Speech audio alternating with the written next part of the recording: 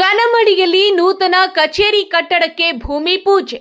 ವಿಜಯಪುರ ಜಿಲ್ಲೆಯ ತಿಕೋಟ ತಾಲೂಕಿನ ಕನಮಡಿ ಗ್ರಾಮದಲ್ಲಿ ವಿವಿಧೋದ್ದೇಶ ಪ್ರಾಥಮಿಕ ಗ್ರಾಮೀಣ ಕೃಷಿ ಸಹಕಾರ ಸಂಘ ನಿಯಮಿತ ವತಿಯಿಂದ ನೂತನ ಕಚೇರಿ ಕಟ್ಟಡ ನಿರ್ಮಾಣಕ್ಕೆ ಭೂಮಿ ಪೂಜೆ ಸಮಾರಂಭ ಜರುಗಿತು.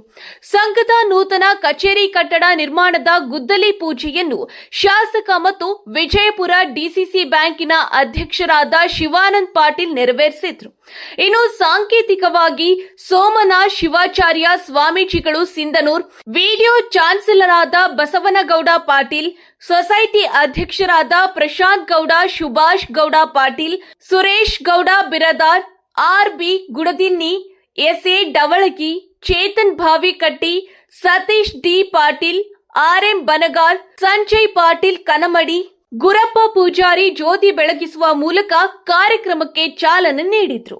ಈ ಒಂದು ಕಾರ್ಯಕ್ರಮದಲ್ಲಿ ಸಂಘದ ಅಧ್ಯಕ್ಷರು, ಆಡಳಿತ ಮಂಡಳಿ ಸದಸ್ಯರು, ಅಧಿಕಾರಿಗಳು, ಸಿಬ್ಬಂದಿ ಹಾಗೂ ಗ್ರಾಮದ ಪ್ರಮುಖರು ಮತ್ತು ಸಹಕಾರ ಸಂಘದ ಸದಸ್ಯರು ಭಾಗವಹಿಸಿ ನೂತನ ಕಟ್ಟಡ ನಿರ್ಮಾಣಕ್ಕೆ ಶುಭ ಹಾರೈಸಿದ್ರು.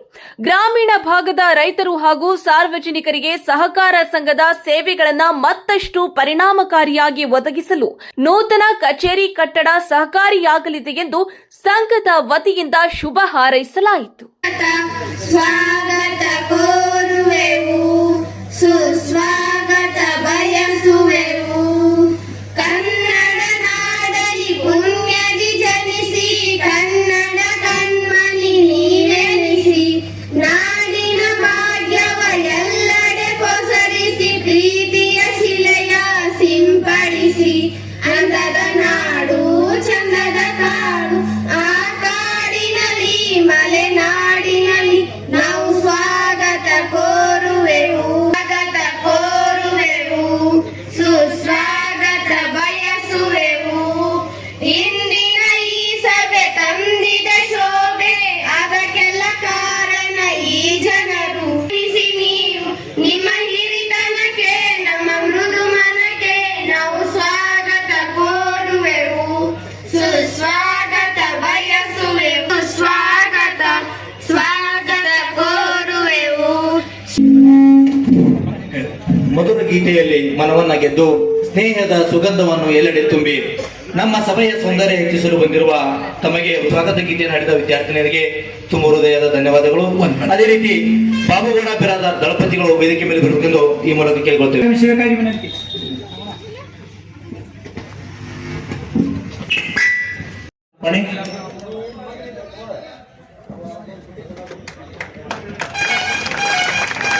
ಜೋರಾದ ಚಪ್ಪಾಳೆ ಮೂಲಕ ಅವರಿಗೆ ಅಭಿನಂದನೆ ಸಲ್ಲಿಸಬೇಕು.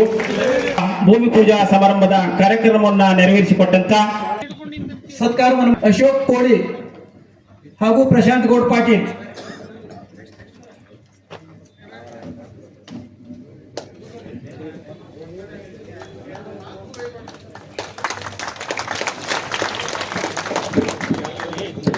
ತುಂಬಾ ಧನ್ಯವಾದಗಳು.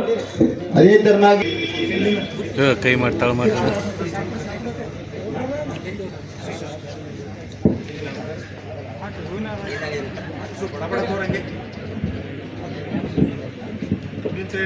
ತುಂಬಾ ಧನ್ಯವಾದಗಳು. ಅದೇ ತರನಾಗಿ ಚಪ್ಪಾಳೆ. ಅದೇ ತರನಾಗಿ ಮಾನ್ಯ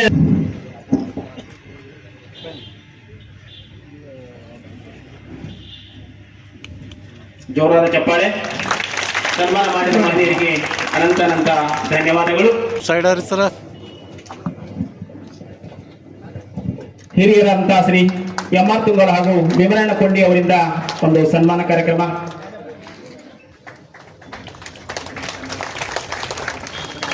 ಸತ್ಕಾರವನ್ನು ಸ್ವೀಕರಿಸಿದ ಸುರೇಶ್ ಬಿರಾದಾರ್ ಹಾಗೂ ಸತ್ಕಾರ ಕಾರ್ಯಕ್ರಮ ನಡೆಸಿಕೊಟ್ಟಿರುತ್ತವರಿಗೆ ಅನಂತ ಅಭಿನಂದನೆಗಳು. ಅದೇ ತರನಾಗಿ ಗಂಗಾಧರ್ ಸಂಬಣಿ ಅವರು ಅಧ್ಯಕ್ಷರು BDA ಬಿಜಾಪುರ, ಇವರಿಗೂ ಕೂಡ ಈ ನಮ್ಮೂರಿನ ಕಾರ್ಯಕ್ರಮದ ಪರವಾಗಿ ಹೃತ್ಪೂರ್ವಕ ಸ್ವಾಗತವನ್ನು ಕೋರುತ್ತೇನೆ.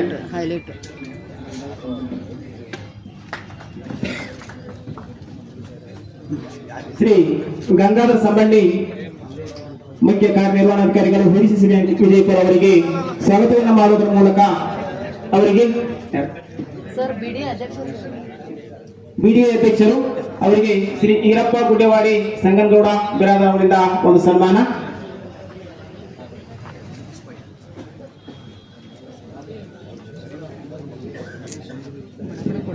ಈಗ ಸತ್ಕಾರ ಸ್ವೀಕರಿಸುವುದು ಗಂಗಾಧರ ಸಮ್ಮಣಿ.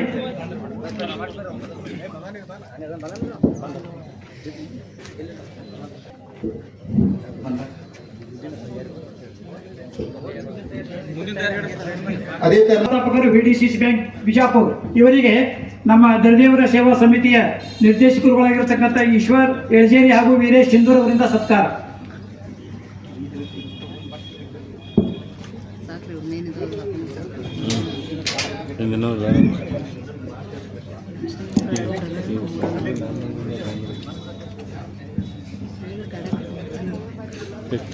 ಮಂಚ ಕೇಳಾಗ್ತೀರಿ. ತುಂಬಾ ಧನ್ಯವಾದಗಳು. ಅದೇ ತೆರನಾಗಿ SD ಮನಗುಳಿಯವರಿಗೂ ಕೂಡ ಈ ಕಾರ್ಯಕ್ರಮದ ಪರವಾಗಿ ಹೃತ್ಪೂರ್ವಕ ಸ್ವಾಗತವನ್ನು ಕೋರುತ್ತೇನೆ. ಶ್ರೀ ಸತೀಶ್ ಡಿ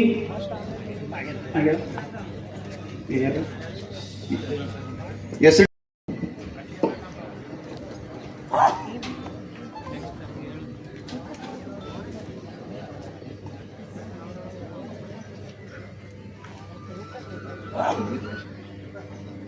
ಅದೇ ತೆರನಾಗಿ ಸನ್ಮಾನ ಮಾಡಿದ ಮಹಿಳೆಯರಿಗೆ ಧನ್ಯವಾದಗಳು. ಅದೇ ತೆರನಾಗಿ ಸಂಜೀಗೌಡ S ಪಾಟೀಲ್ ಸಹಕಾರಿ ಸಂಘ ಮಹಾಮಂಡಳದ ಅಧ್ಯಕ್ಷರು ಬೆಂಗಳೂರು, ಇವರಿಗೂ ಕೂಡ ಮಾಲಾರ್ಪಣೆ. ಈಗ ಮಾಲಾರ್ಪಣೆ ಕಾರ್ಯಕ್ರಮ ಉಪಾಧ್ಯಕ್ಷರಾಗಿರ್ತಕ್ಕಂಥ ಗುರಪ್ಪ ಪೂಜಾರಿ ಅವರಿಗೆ ಅಶೋಕ್ ಪೂಜಾರಿ ಅವರಿಂದ 3 ವಿಷಯ ನಮ್ಮ ಸಾಮಾನ್ಯ ಶಿವಾನಂದ ಪಾಲ್ರ ನಮ್ಮ ಅಧ್ಯಕ್ಷರಿಗೆ ಕೇಳ್ಕೊಳ್ಳೋಕೆ ಇಚ್ಛೆ ಪಡ್ತೀನಿ. ರೈತರು ಗ್ರಾಮೀಣ ಬ್ಯಾಂಕ್ದಾಗ ನಮ್ಮ ಸಾಲ ಅದಾವ್ರಿ, ನಮಗೆ DCC ಬ್ಯಾಂಕ್ನಾಗ ಸಾಲ ಸಿಗಂಗಿಲ್ಲ ಅನ್ನುವಂಥದ್ದು ಭಾಳಷ್ಟು ಜನರದು ಉತ್ತರ ಅವರೇ ಕೊಡ್ತಾರ. ಅವರು ಬಂದು ನಾವು ನಮ್ಮ ಅಧ್ಯಕ್ಷರಿಗೆ ಎಲ್ಲ ತಮ್ಮ ಪರವಾಗಿ ನಾವೊಂದು ವಿನಂತಿ ಮಾಡ್ತೀನಿ, ಏನಾದರೂ ಅದಕ್ಕೆ ವಿನಾಯಿತಿ ಸಿಗ್ತಿದ್ದು ನೋಡ್ರಿ. ಯಾಕಂದ್ರೆ ಆಸ್ತಿ ಕಿಮ್ಮತ್ತ ಈಗ ಹೆಚ್ಚಾಗೈತಿ, ಅಲ್ಲಿ ಸ್ವಲ್ಪ ಸಾಲ ಇತ್ತಂದ್ರೂ ನಮಗಿಲ್ಲಿ ಸಾಲ ಸಿಗುವಂಥದ್ದು ಸ್ವಲ್ಪ ತೊಂದರೆ ಆಗ್ಲಕತ್ತೆ.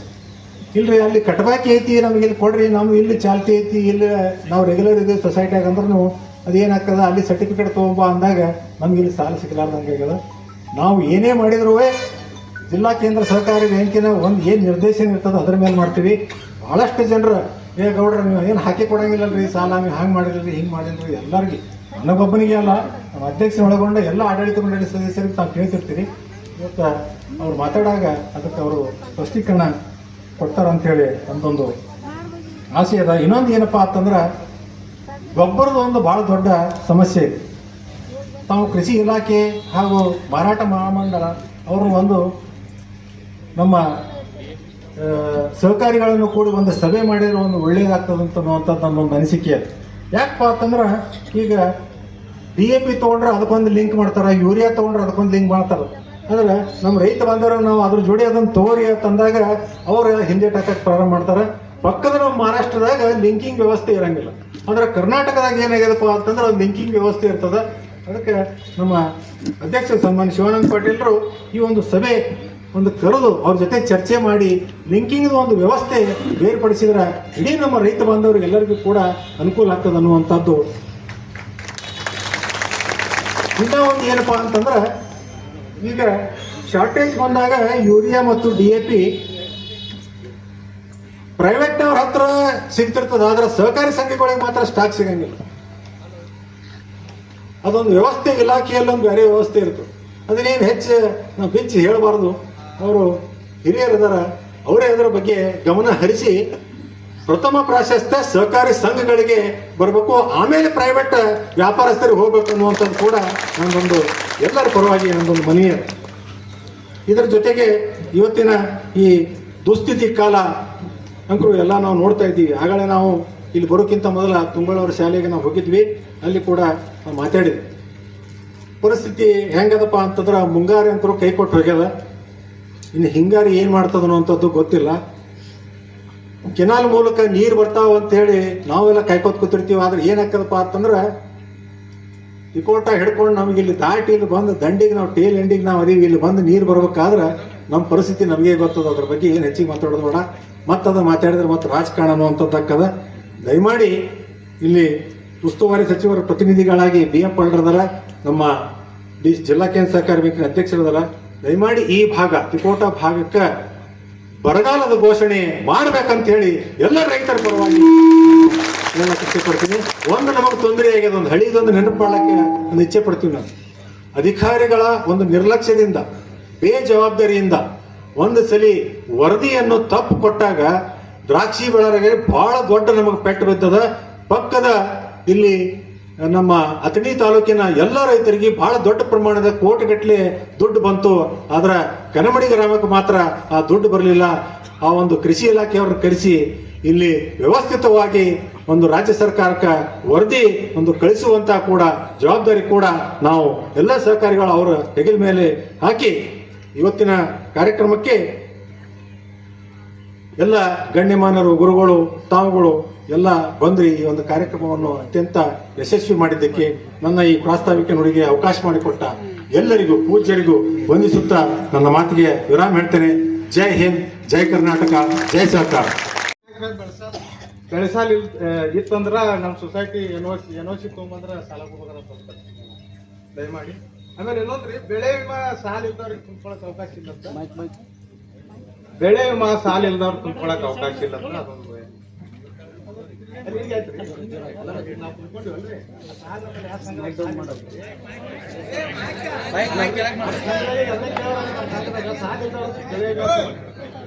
ಸಾಲಿಲ್ದವ್ರು ಬೆಳೆ ವಿಮಾ ತುಂಬೋರು ಸಾಲಿಲ್ಲ. ನಾವು ಸಾಲಿಲ್ದವ್ರು ಬೆಳೆ ವಿಮಾ ತುಂಬ್ಕೊಂಡಿಲ್ರಿ ನಾವು. ಹೌದು, ಅದೇ ಸಂಘದಾಗ ಕಂಪಲ್ಸರಿ ಬೆಳೆ ವಿಮಾ ಮಾಡಿದ್ದು ಸಾಲ ಇಲ್ಲದ ರೈತರಿಗೆ CSC ಸೆಂಟರ್ದಾಗ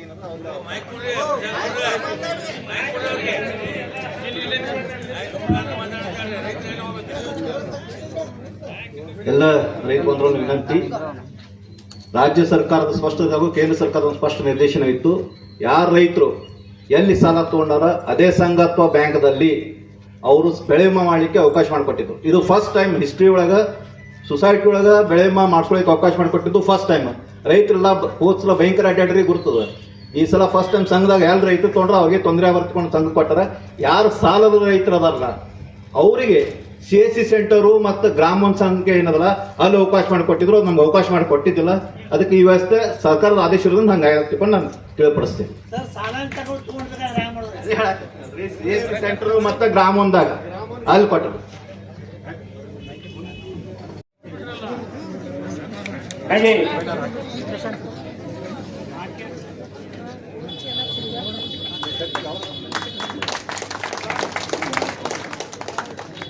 ಹಾಗೆ ಶ್ರೀ BM ಪಾಟೀಲ್ ಅಧ್ಯಕ್ಷರು ಬೇರೆ ಸಂಸ್ಥೆ ಅವರಿಗೂ ಸಹ ಹಾಲು ಉತ್ಪಾದಕರ ಸಹಕಾರಿ ಸಂಘದ ವತಿಯಿಂದ ಒಂದು ಸನ್ಮಾನ ಕಾರ್ಯಕ್ರಮ.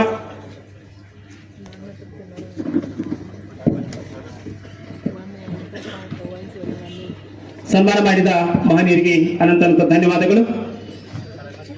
ಈಗ ಶ್ರೀ ಶಿವಾನಂದ ಪಟ್ನಶೆಟ್ಟಿ ರೈತ ಸಂಘದ ಗೌರವಾಧ್ಯಕ್ಷರು,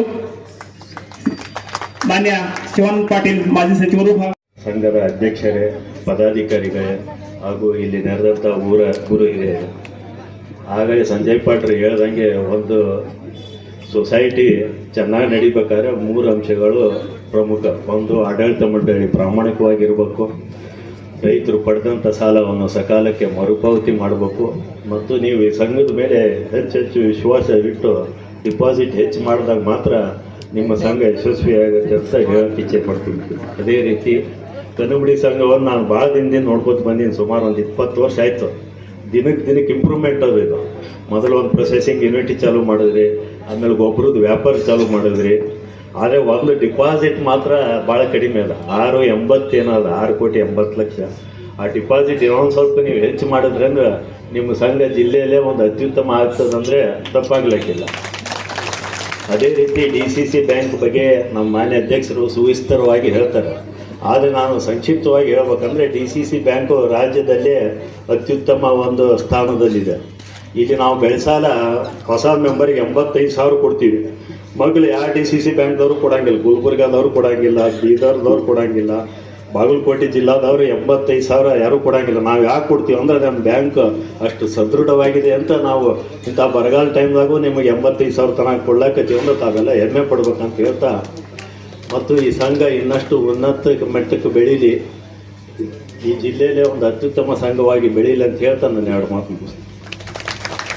ವಹಿಸಿರುವಂಥ ಸೋಮನಾಥ ಶಿವಾಚಾರ್ಯ ಸ್ವಾಮಿಗಳಲ್ಲಿ ನಮಸ್ಕರಿಸಿ, ಅದೇ ರೀತಿ ಶಿವರಾಮ್ ಪಾಟೀಲ್ ಅಂಕಿಲವರು ನಮಸ್ಕರಿಸಿ, ಪ್ರಶಾಂತ್ ಗೌಡ ಪಾಟೀಲ್ರು ಮತ್ತು ಗುಡ್ದಿನಿ ಅವರು ಮತ್ತು ಸುರೇಶ್ ಗೌಡ ಬಿರಾದರ್ ಅವರು, ಎಸ್.ಎ. ಡವಳ್ಗಿ ಅವರು, ಚೇತನ್ ಬಾವಿಕಟ್ಟಿ ಅವರು, ಸತೀಶ್ ಡಿ ಪಾಟೀಲ್ ಅವರು, R.M. ಬಣಗಾರ್ ಅವರು, ಸಂಜುಗೌಡ ಪಾಟೀಲ್ರು, ವಿವಿಧ ಈ ಎಲ್ಲ ಸಂಘ ಸಂಸ್ಥೆಗಳ ಎಲ್ಲ ಪದಾಧಿಕಾರಿಗಳೇ ಮತ್ತು ರೈತ ಸಂಘದವರು ಮತ್ತು ಸುತ್ತಮುತ್ತಲಿನ ಗ್ರಾಮದ ಎಲ್ಲ ಹಿರಿಯರು, ತಾಯಂದಿರು, ಯುವಕ ಮಿತ್ರರು ಎಲ್ಲರಿಗೂ ನಮಸ್ಕಾರ.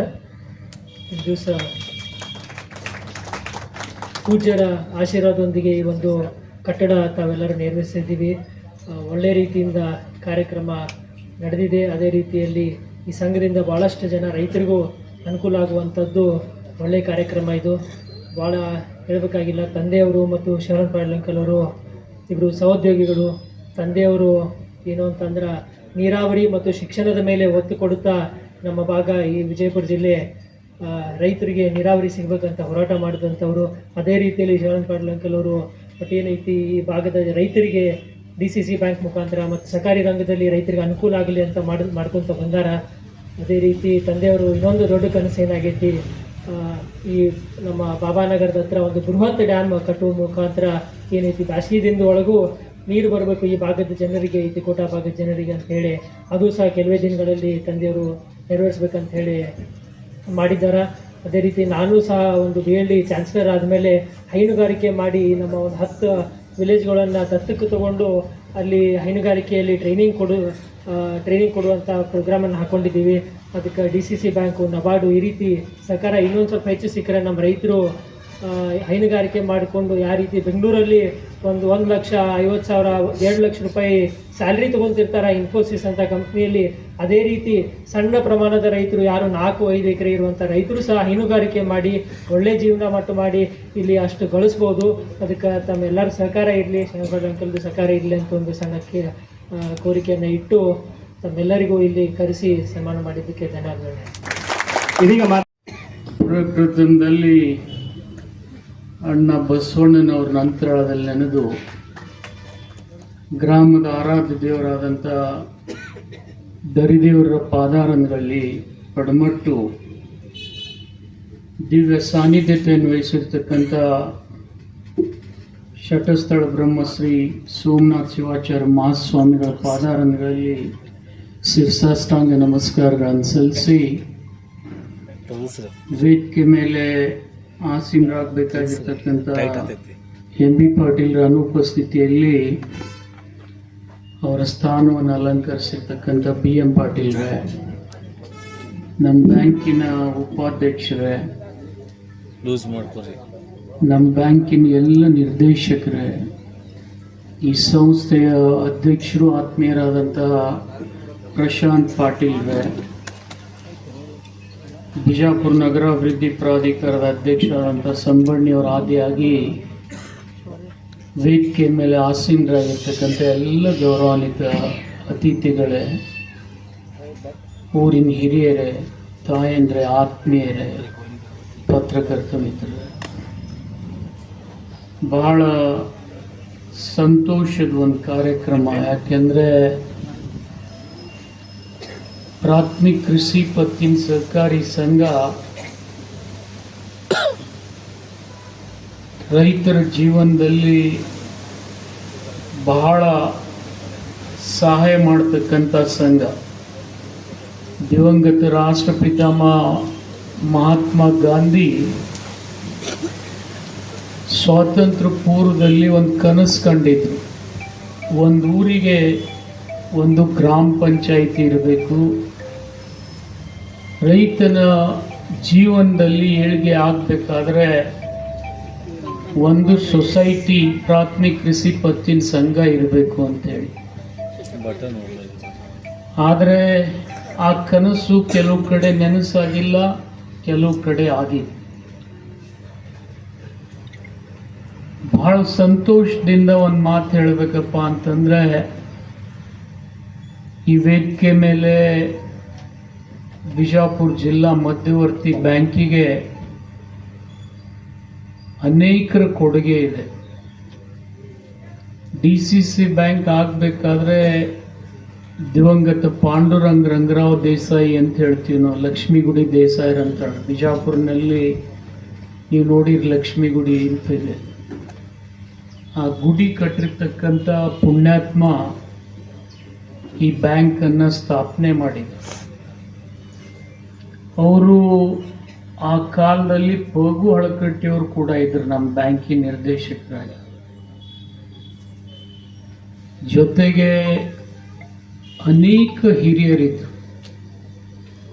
63,000 ರೂಪಾಯಿ ಆ ಕಾಲದಲ್ಲಿ 1919ರಲ್ಲಿ ನಾನು ಹೇಳೋದು 63,000 ರೂಪಾಯಿದಿಂದ ಈ ಬ್ಯಾಂಕ್ ಪ್ರಾರಂಭ ಮಾಡಿದರೆ ಇವತ್ತು 63,000 ರೂಪಾಯಿ 8,000 ಕೋಟಿ ವ್ಯವಹಾರ ಮಾಡ್ತದೆ ಅಂದರೆ ಅದು ಅತಿಶೋಕ್ತಿ ಆಗಲಿಕ್ಕಿಲ್ಲ ಅಂತ ನಾನು ಹೇಳ್ಬೇಕು. ಅಂದರೆ ಯಾವ ಪೂರ್ವಜರು ಒಂದು ಪ್ರಾಂಜಲ್ ಮನಸ್ಸಿನಿಂದ ಒಂದು ಸಸಿ ನೆಟ್ಟರೆ ಅದು ಹೆಮ್ಮರವಾಗಿ ಬೆಳೀತದೆ ಅನ್ನೋದಕ್ಕೆ ಇದು ನಿದರ್ಶನ. ಮತ್ತು ನೀವೆಲ್ಲ ಇಲ್ಲಿ ಕೂತವ್ರು ಏನಂತೀರಿ, ಅದನ್ನೆಲ್ಲ ಹೇಳ್ಬೇಡ, ನನಗೆ ಸಾಲ ಇಟ್ಟು ಕೊಡ್ತೀವಿ ಅಟ್ಟೆ ಹೇಳುತ್ತೀರಿ.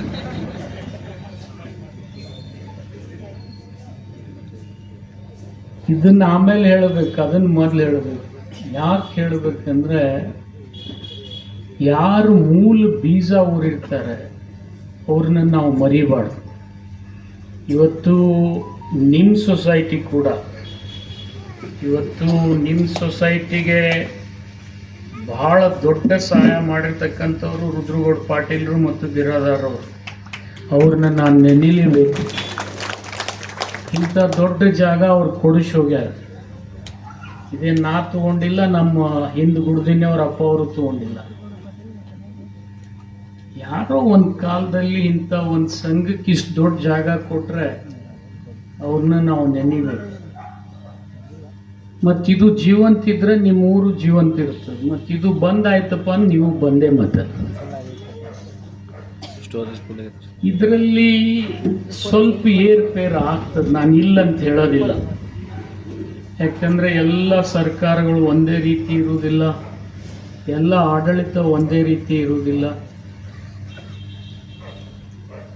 ನಮ್ಮಲ್ಲಿ ವಿಶೇಷವಾಗಿ ನಾವು ಕರ್ನಾಟಕದ ರೈತರು ಸುದೈವಿಗಳು. ನಾನು ಈ ರೈತ ಸಂಘದವ್ರು ನನಗೆ ಬೈತಾರೆ, ಬರಗಾಲ ಬಿದ್ದದ ನಿಯಾಂಗತಿ ಅಂತೇಳಿ. ಬಹಳಷ್ಟು ಮುಖ್ಯಮಂತ್ರಿಗಳು ಭಾಳ ದೊಡ್ಡ ದೊಡ್ಡ ಕೆಲಸ ಮಾಡಿಕೊಟ್ಟವರು. ಇವತ್ತು ಗುಂಡೂರಾವ್ರಿದ್ದಾಗ ಫ್ರೀ ಕರೆಂಟ್ ಕೊಟ್ಟಾರೋ ಇಲ್ಲೋ ಇದರೇ ಹೋಗ್ತಿರಲ್ಲ. ಇವತ್ತಿನವರೆಗೆ ಈ ದೇಶನೊಳಗೆ ಯಾವುದೇ ರೈತರಿಗೆ ಫ್ರೀ ಕರೆಂಟ್ ಇಲ್ಲ. ಕೊಟ್ಟವ್ರು ಕೊಟ್ಟಾರೆ ಅಂತ ಅನ್ಬೇಕು. ಬೀಜ ಕೊಡ್ತಾ ಇದ್ದಾರೆ, ಗೊಬ್ಬರ ಕೊಡ್ತಾ ಇದ್ದಾರೆ. ಮತ್ತು ಕೆಲವು ಮುಖ್ಯಮಂತ್ರಿಗಳು, ನಿಮಗೆಲ್ಲ ಆಶ್ಚರ್ಯ ಅನ್ನಿಸ್ತದೆ, 90ರ ದಶಕ ನಂತರ ರೈತರಿಗೇನು ಸೊಸೈಟಿನಲ್ಲಿ ಬಡ್ಡಿ ಮೇಲೆ ಸಾಲ ಕೊಡ್ತಿದ್ವಿ ನಾವು, 16% ಆಕರಣೆ ಮಾಡ್ತಿದ್ರಿ. ಇಲ್ಲಿ ಭಾಳ ಮಂದಿ ಸೆಕ್ರೆಟರಿಗಳು ಹಳಬ್ರು ಅದಾರ, ಇಲ್ಲಿ 16% ಕೊಡ್ತಿದ್ವಿ. ಮುಂದೆ ಕೆಲವೊಬ್ರು ಅದನ್ನು 14ಕ್ಕೆ ತಂದರು, ಕೆಲವೊಬ್ರು ಅದನ್ನು 12ಕ್ಕೆ ತಂದರು, ಅಲ್ಲಿಂದ ಒಬ್ರು 7ಕ್ಕೆ ತಂದ್ರು. ಅದನ್ನು ಒಮ್ಮೆ 7ಕ್ಕೆ ಇದ್ದಿದ್ದನ್ನು 3ಕ್ಕೆ ತಂದರು. 3ಕ್ಕೆ ತಂದು ಒಬ್ಬರು ಒಳ್ಳೆಯವ್ರು ಬಂದು ಶೂನ್ಯ ಬಡ್ಡಿ ದರದಲ್ಲಿ ಸಾಲ ಕೊಟ್ಟರು. ಅವ್ರಿಗೆ ನಾವು ಕೃತಜ್ಞತೆ ಹೇಳಬೇಕು. ಮೊದಲು ಕೊಡ್ತಾರೆ ಈ ಶೂನ್ಯ ಬಡ್ಡಿ ದರ. ಇನ್ನು ಸಾಲ ಕೊಡ್ತಾರೆ ಶೂನ್ಯ ಬಡ್ಡಿ ದರದಲ್ಲಿ ಅಂದ್ಬಳಕ್ ಸಾಲ ಸಿಗಲಿಲ್ಲ ಅಂದ್ರೆ ಮತ್ತೆ ಬೈತೀರಿ ನೀವು. ಸಾಲನೇ ಸಿಗಲಿಲ್ಲ, ನೀನು ಬಡ್ಡಿ ತೊಗೊಂಡು ಏನು ಮಾಡೋದು ಅಂತೀರಲ್ಲಿ. ಒಂದು ಕಾಲದೊಳಗೆ ನಾನು 97ರ DCC ಬ್ಯಾಂಕ್ ಅಧ್ಯಕ್ಷನಾದಾಗ ಭಾಳ ದೊಡ್ಡ ಸಾಲಗಾರ ಇದ್ದಪ್ಪ ಅಂದ್ರೆ 4,000 ರೂಪಾಯಿ ಸಿಗ್ತಿತ್ತು ಅವನಿಗೆ. ನಿನಗೇನ್ ಬೇಕು ಹೇಳು ಎಕ್ಸ್ಟ್ರಾ? ಇಲ್ಲಪ್ಪ, ನಮ್ಮಲ್ಲಿ 273 ಇಂಥ ಪ್ರಾಥಮಿಕ ಕೃಷಿ ಪತ್ತಿನ ಸಹಕಾರಿ ಸಂಘಗಳಿದಾವೆ. ಇವಕ್ಕೆಲ್ಲ ಜಾಗ ಇದೆ, ಇಂಡಿಪೆಂಡೆಂಟ್ ಬಿಲ್ಡಿಂಗ್ ಇದೆ. ಬಟ್ ಇದು ಕಟ್ಟಡ ಸ್ಥಿತಿಲಾವಸ್ಥೆಯಲ್ಲಿ ಇರೋದ್ರಿಂದ ಹೊಸ ಕಟ್ಟಡ ಕಟ್ಟಬೇಕಂತ. ಅದಕ್ಕೆ ನಾವು ಯೋಗ್ಯವಾದಂಥ ಸಹಾಯ ಸಹಕಾರ ಕೊಡ್ತೀವಿ. ಇದು ಕೂಡ ಒಂದು ಒಳ್ಳೆಯ ಸೊಸೈಟಿ. ನಮ್ಮ ಈ ತಾಲೂಕಿನಲ್ಲಿ ತಿಕೋಟ ಬಿಟ್ಟರೆ ಕನಂಬಡಿನೇ ಭಾಳ ಒಳ್ಳೆಯ ಸೊಸೈಟಿ. ಇನ್ನೂ ಹೆಚ್ಚಿಗೆ ಬೆಳೀಲಿ ಅನ್ನೋದು ನಮ್ಮ ಉದ್ದೇಶ ಇಟ್ಕೊಂಡು ಸಹಾಯ ಮಾಡ್ತೀವಿ. ಅವರು ಕೂಡ ಮಾಡ್ತಾ ಇದ್ದಾರೆ. ಅವ್ರಿಗೆ ಇನ್ನೂ ಹೆಚ್ಚಿನ ಪ್ರೋತ್ಸಾಹ ಕೊಡ್ತೀವಿ ನಾವು. ರೈತರಿಗೆ ಸಾಕಷ್ಟು ಹೆಲ್ಪ್ ಆಗಿರುವಂಥದ್ದು. ಇವತ್ತು ಈ ಇಂಥ ಸಹಕಾರಿ ಬ್ಯಾಂಕ್ಗಳು ಮತ್ತಷ್ಟು ಈ ಬ್ಯಾಂಕ್ಗಳಿಗೆ ಸಹಕಾರಿ ಸೊಸೈಟಿಗಳು ರೈತರಿಗೆ ಬಹಳಷ್ಟು ಅನುಕೂಲ ಮಾಡಿಕೊಡುವಂಥ ರೀತಿಯಲ್ಲಿ ಕೆಲಸ ಮಾಡ್ತಾ ಇದ್ದಾವೆ. ಎಲ್ಲ ಜನರು ರೈತರು ಎಲ್ಲರೂ ಸೇರಿ ಈ ಸಂಘಗಳಲ್ಲಿ ಭಾಗವಹಿಸಕತ್ತಾರ. ಅದೇ ರೀತಿ ತಂದೆಯವ್ರದ್ದು ಕನಸು ಏನಾಗೈತಿ ಅಂತಂದ್ರೆ ರೈತರು ಸಾಲ ತಗೊಳ್ಳುವಂಥವ್ರಲ್ಲ, ಸಾಲ ಕೊಡುವಂಥವ್ರು ಆಗಬೇಕು. ಯಾಕಂತಂದ್ರೆ ನೀರಾವರಿ ಮಾಡಿ ಈಗ ಸಾಕಷ್ಟು ಜನ ಮೊದಲೇನು ಜೋಳ ಗೋಧಿ ಬೆಳೀತಿದ್ರು, ಇವತ್ತು ಕಬ್ಬು ದ್ರಾಕ್ಷಿ ಬೆಳೆಯುವಂಥ ಪರಿಸ್ಥಿತಿ ಮತ್ತು ದಾಳಿಂಬರಿ ಬೆಳೆಯಕತ್ತಾರ. ಹಾಗಾಗಿ ರೈತರು ಸಾಲ ತಗೊಳ್ಳೋರು ಆಗಬಾರ್ದು, ಸಾಲ ಕೊಡುವಂಥವ್ರು ಆಗಬೇಕು.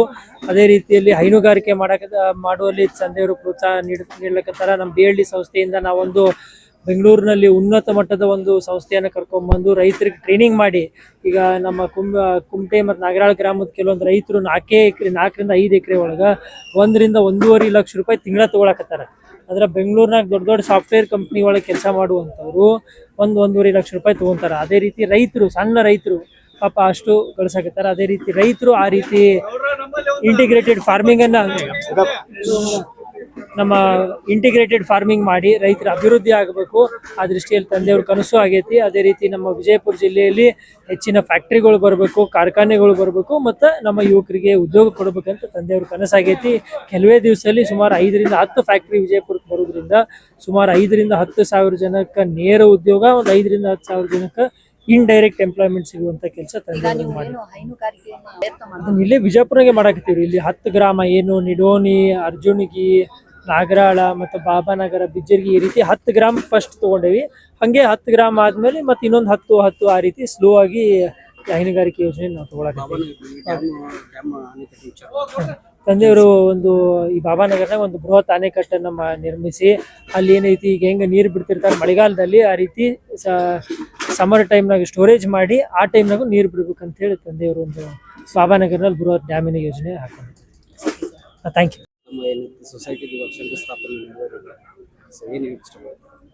ಸೊಸೈಟಿದು ಬಹಳ ದಿನಗಳ ಒಂದು ರೈತರದ ಒಂದು ಕನಸಿತ್ತು ನಮ್ಮಲ್ಲಿ. ಯಾಕಂದರೆ ಇದು ಹಳೆಯ ಕಟ್ಟಡ ಎಲ್ಲ ಶೀತಲಗೊಂಡಿದ್ದು, ಅದಕ್ಕೊಂದು ಹೊಸ ಕಟ್ಟಡ ಆಗ್ಬೇಕಂತೇಳಿ ಅದಕ್ಕೆ ಇವತ್ತು ಸಮಯ ಕೂಡಿ ಬಂತು. ಇವತ್ತು ಭೂಮಿ ಪೂಜಾ ಕಾರ್ಯಕ್ರಮ ಮಾಡಿದ್ವಿ. ಒಂದು ಭಾಳ ಅಚ್ಚುಕಟ್ಟಾದ ಒಂದು ಕಟ್ಟಡ ಮಾಡಬೇಕು ಅನ್ನುವಂಥ ಪ್ಲ್ಯಾನನ್ನು ಹಾಕ್ಕೊಂಡಿದ್ವಿ. ಯಾಕಂದರೆ ಇದು ಭಾಳ ದೊಡ್ಡ ಊರು, ದೊಡ್ಡ ಸೊಸೈಟಿ. ಇಲ್ಲಿ ಸುಮಾರು 3800 ಜನ ಸದಸ್ಯರು.